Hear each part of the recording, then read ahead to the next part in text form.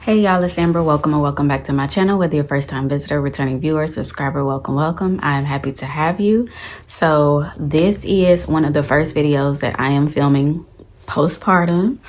My baby boy has arrived. He is in his bassinet right next to me, so I am going to speak a little lower, but I will try to turn the volume up when I'm editing so that you can hear me. Before I get into it, if you haven't already subscribed, go ahead and hit that subscribe button down below. Make sure you turn on notifications. Appreciate shares, likes, comments, subscriptions, all of that. I appreciate it. Anywho, so today's video is going to be my labor and delivery video. So I've shared previously that I am not going to be showing myself pushing. I'm only going to show bits and pieces of my labor. So I did try to periodically catch short clips here and there, and I am going to share those as I go through and share my experience. Some things are just going to be left private. That's just that on that. So let's go ahead and get into it. This is my labor and delivery video. So just as a reminder or new information to you if you are new to my channel, I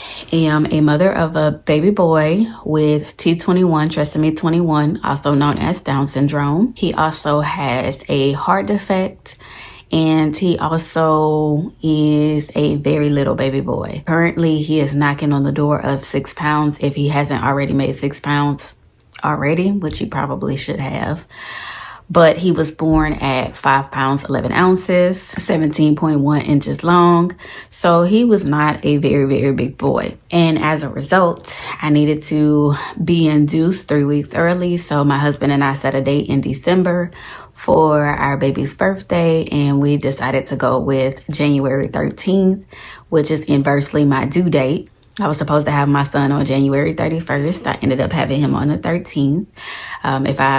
If he starts crying or whining or getting fussy, I will have to pick him up. With that being said, if you see me looking down, it's because I'm referencing my notes. Maybe a day or two after I gave birth, wrote down my labor and delivery notes and experience so that I can make sure to try to provide y'all with as much information as possible. I don't remember everything. I'm gonna be honest with you. I remember bits and pieces, and those bits and pieces are what I have here. I've been looking at some of the clips that my husband and my mom recorded, and I don't remember some of the stuff that they have in their clips. So this should definitely be interesting. I'm going to tell the story and use some of the clips to enhance information or like give you a visual of the things that I may not have remembered. You saw in my previous videos that I was pretty excited and pretty calm about giving birth. I felt really good about it.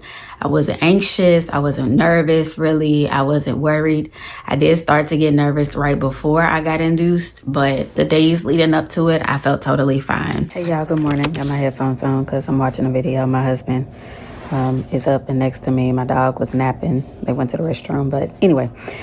I am up this morning to edit some videos for the next 2 weeks to just buy myself some time to have a proper maternity leave. I will probably still be recording for YouTube, but I just don't want to have to edit anything or do anything like that. So I'm currently working on uploading the last 2 videos to my external hard drive so I can spend today and tomorrow editing and scheduling the videos to be posted.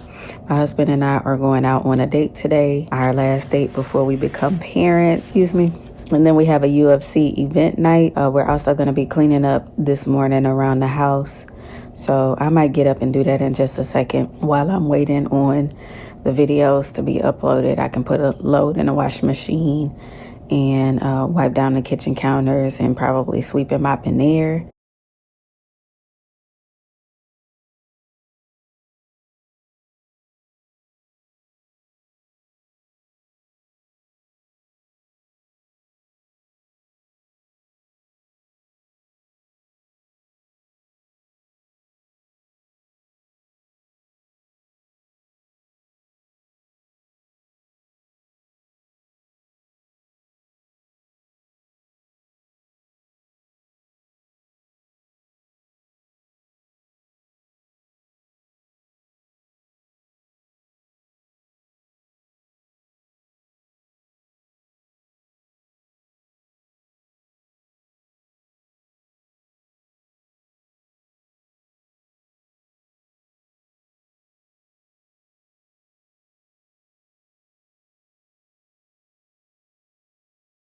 right, so it is time to go out on a date. My hospital bag, my backpack that I've been using.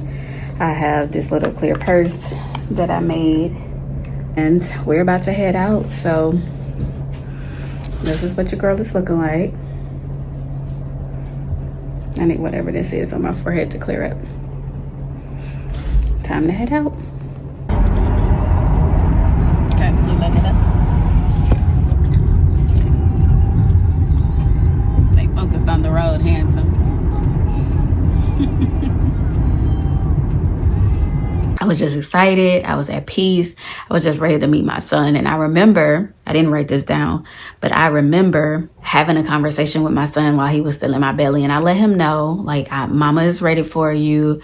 I want you to stay in position. He's been head down for the majority of my pregnancy. He was really, really low. And I told him, like, mama is ready for you. You know, I want you to come on out. Let's make this a smooth, easy birth. It's going to be nice. It's going to be beautiful. So we had a mutual understanding. We were told that we would get a call after 4 p.m. on Sunday, January 12th. And so my husband and I decided that we would just hang out at my mom's apartment until we got the call. We didn't know what time it was. We were placing our bets on like what time it would be. And we all imagined that we would get the call like after 6 p.m. or something.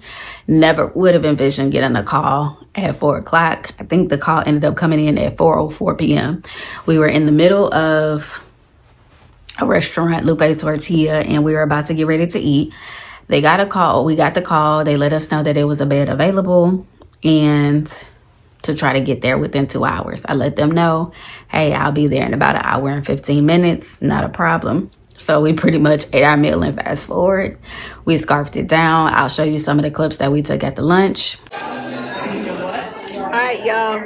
It's 4 o'clock and we have just received a call from the hospital. Amber's bed is ready. Here's Mama. Here's Papa. You ready? How you feeling? Good. You nervous? Nervous. What about you? You nervous? My nerves haven't kicked in yet. I'm doing all right. Just wait, honey. Wait till you on that table. Okay, we'll see y'all in a minute. Bye. How you feeling? I'm so excited, ladies and gentlemen. Grandson is almost here. He's about to make his arrival. I'm so excited.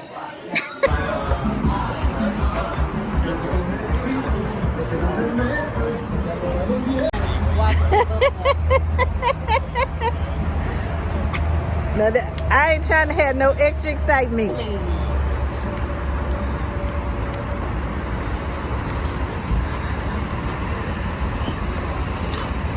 We scarfed down our food. My mom paid. We headed to the hospital. Got there in about 10 minutes. Made it to the hospital with the crew. About to get checked in, get induced, and have a baby. That simple. Sorry, I always gotta stay your line. That's all right. Exactly.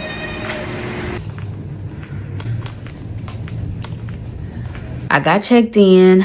They had me waiting. I needed to go through billing and talk with someone about my insurance and financials. Then a few minutes later, they came and got me, walked me back to my labor and delivery room. They had me wipe down myself and put on a gown. I had my own gown that I ordered through Amazon. I did not wear the hospital gown. Got a lot of compliments on it.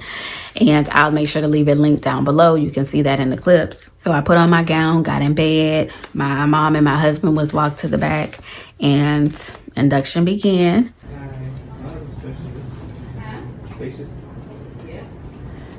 Hi, Mom.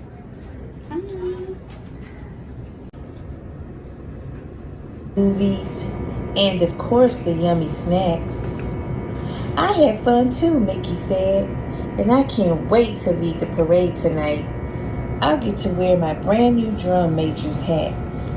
Oh, yes. We met with several nurses. The resident OB came and introduced herself, and they inserted a balloon into my cervix to begin the dilation process because at this point, I still wasn't dilated at all.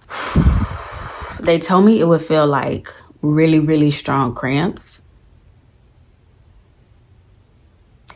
Nothing prepared me for how strong those cramps would truly be. And I had pretty bad cramps growing up, period cramps.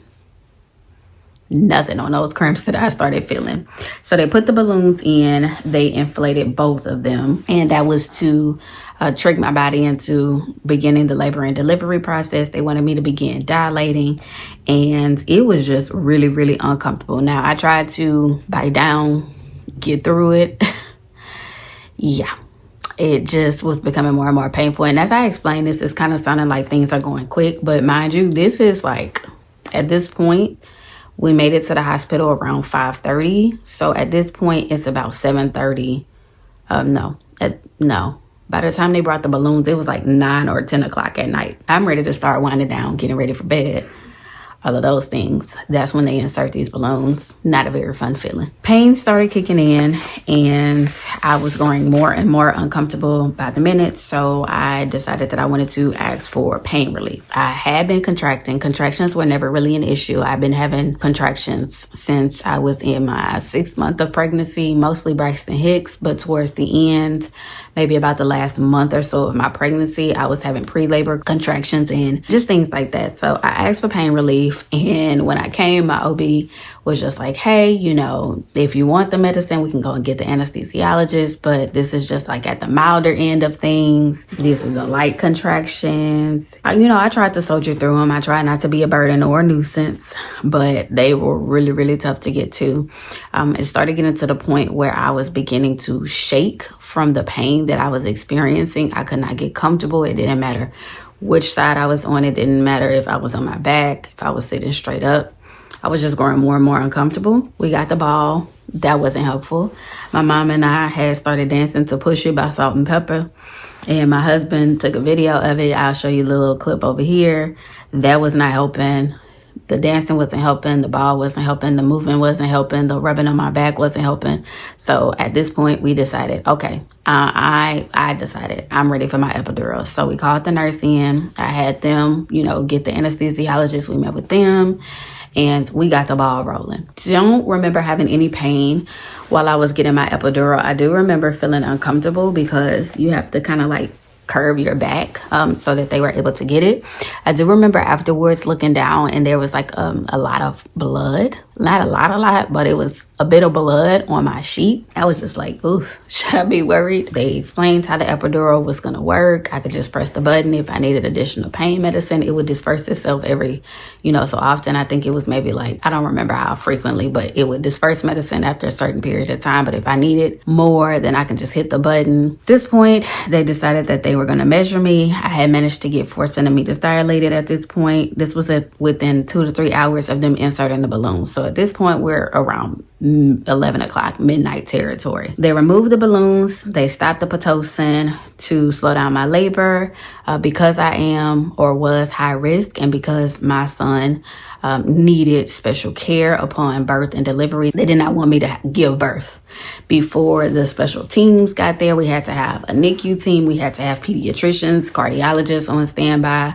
We needed my OB to deliver, and the resident was just like, hey, we're going to slow things down a little bit. You're starting to progress a little bit faster than we anticipated. So try to get some rest. We'll, pick things up tomorrow. When I finally fell asleep, it was very uncomfortable. And I don't know really what time it was. It was maybe between midnight and 1 o'clock. I finally managed to fall asleep. Epidural kicked in. At first, it was just going to one side. And I remember the anesthesiologist explaining to me, if you feel like it's on one side, turn on the side that you don't feel it, hit the button. It just means that the medicine might have gone to one side over the other. Now, finally managed to go to sleep. And then all of a sudden, I just remember being swarmed by people, hands everywhere. They were telling me to turn over, get on all fours.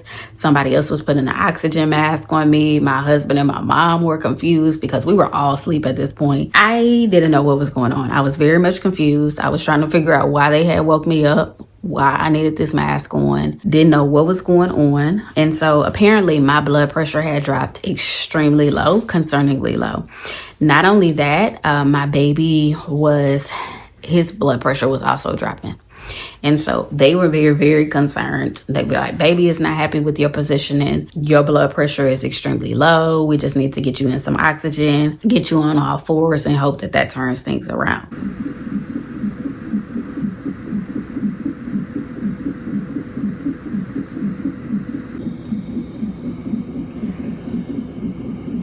I finally got stabilized after a little bit. I had to flip and turn on different sides every 45 minutes. It was hard to sleep beyond this point. At this point, it's about 2:30 in the morning. I'm exhausted. Don't know how I'm going to manage to have energy to give birth to my son. Didn't know how long things were going to take. The OB came in and explained to me that everybody should be in place by 7:30 in the morning. And so I'll just try to rest in the meantime. And if I needed anything, you know, they were going to come and check vitals, they were going to be monitoring baby outside consistently and flipping me every 45 minutes or so just to make sure that baby was comfortable, baby was good. Because they were waiting for the NICU care team, they decided that they weren't going to give me a Pitocin until they had arrived. So I believe I got my Pitocin somewhere between 6:30 and 7 o'clock. Haven't updated in a while. We're about 5 centimeters dilated as of the last cervical check. Water has been broken. They're about to see if they can give me Pitocin in just a second, and I'm praying that they can. Baby boy seems to be doing okay with the contractions, but I don't know. I'm not a medical professional. So take that with a grain of salt. The contractions are coming more frequently and they are stronger, but I just pushed the epidural and I'm feeling ready. I'm feeling ready to continue laboring and get my son out, even though my mama said don't rush her baby. But this baby is ready. Anywho, that's all for now.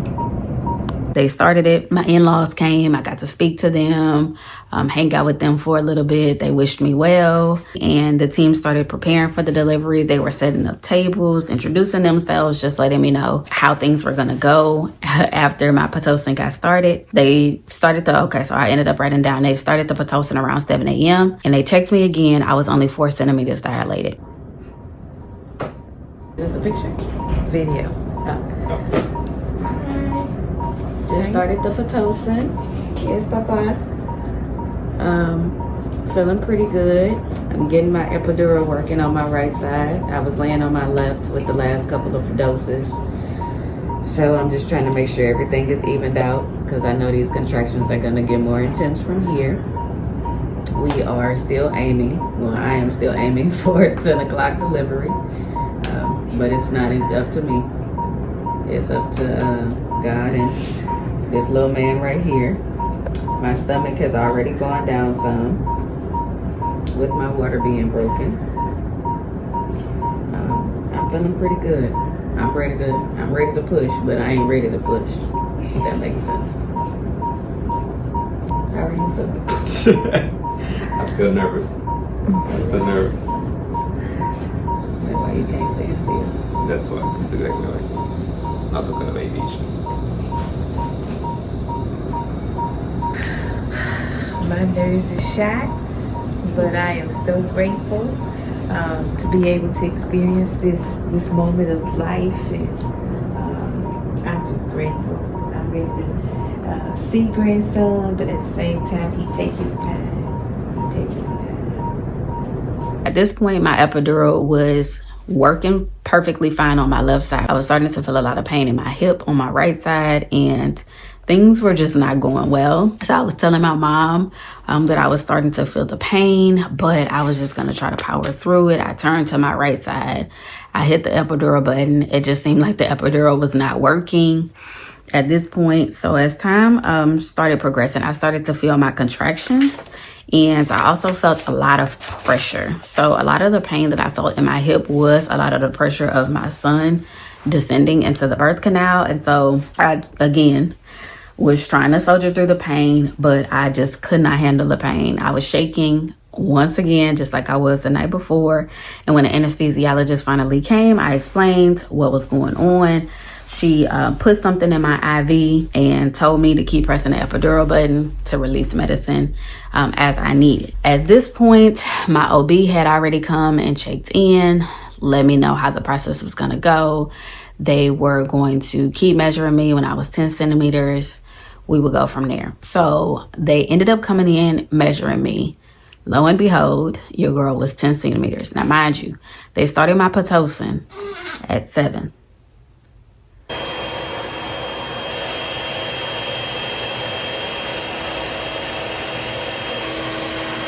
They checked me around maybe 8:30, 10 centimeters.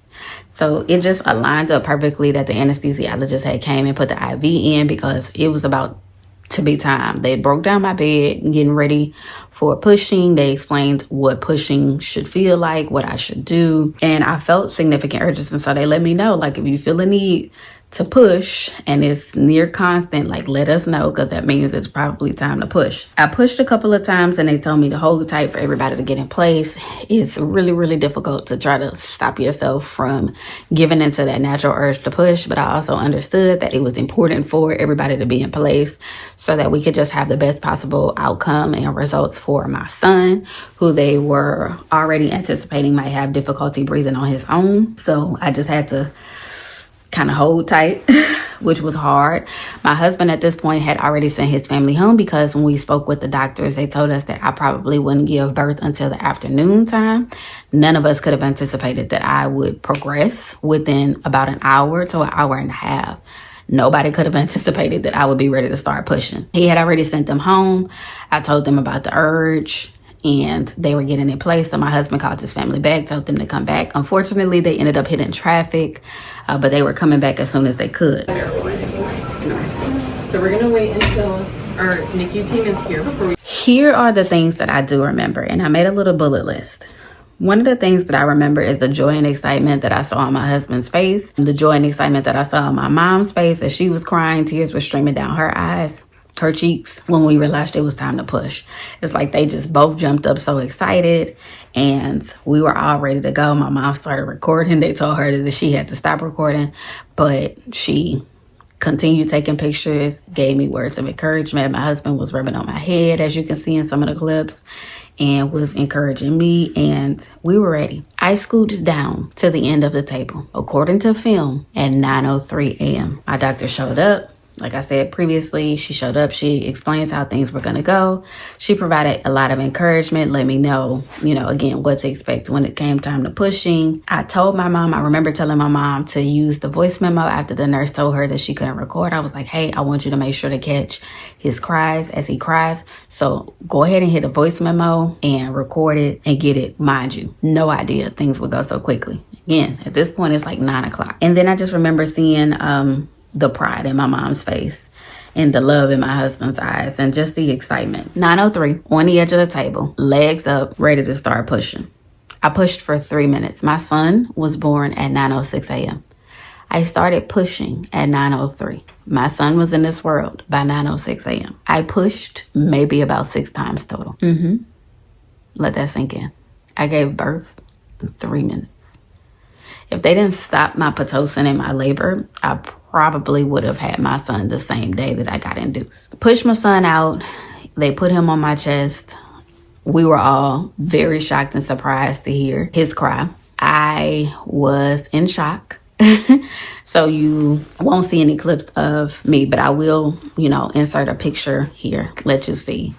I was in shock. I did not cry when my son was born. He was very slippery to the touch. I was excited that he was here. My husband was so happy and thrilled. And they placed him on my chest. My husband cut the cord. All was well in the world. At this point, they took my son to the preparation area and I needed to deliver my placenta. Again, I delivered my placenta in one push. They stitched me up. So I did have a 1st degree tear. So it was very minimal. They put one stitch in and explained like, hey, you had a small tear. We're just going to stitch it up. Your stitches should heal, within the next few weeks. all is well. You did great. This was not a normal labor and delivery. This was unexpected. Some of the nurses were just like, well, you know, I can do labor and delivery if this is what it was like. My doctor was just like, this is unheard of. And I went to my postpartum visit last week, and they were telling me, one of the nurses was telling me that they came and talked about just how much of a superhuman I was for having such a quick labor and delivery. That's my son. That's my little boy. That is my labor and delivery experience. I am going to stop it here because I am going to do a second part of this video. My son did end up being admitted into the NICU, and so I want to create a separate video for life after birth where I can explain my NICU experience as a mom. My son is obviously home now, but it was very tough. It was trying. I was supposed to journal every day. I did not, but I can still tell you about our experiences. If you stuck around this far, I would love for you to leave a baby bottle emoji down below. Just let me know that you stuck around until the end. With that being said, I will see you next time.